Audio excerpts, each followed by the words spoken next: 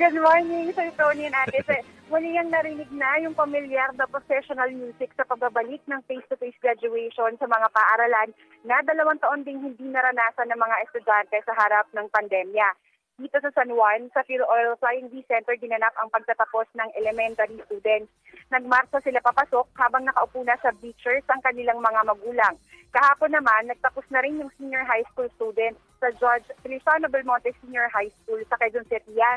Dito, nasa kanya-kanyang upuan na ang mga estudyante at kanilang mga magulang at mga guro at school officials na lamang ang nagmarsa. Iisa yung nararamdaman ng mga estudyante, guro at magulang. Pasasalamat at naitawid nila ang blended learning habang unti-unti nilang nararanasan ang face-to-face activities. Nitong Mayo, pinayagan ng DepEd ang in-person graduation rights sa Alert Level 1 and 2 areas na may kasamang limited attendance o hybrid ceremony at pagsunod sa health protocol. Sir Tony at isa. Ikaw ba noon, Ara, nung pinagmarcha ka ba, kumakalansing ba yung mga medalya mo?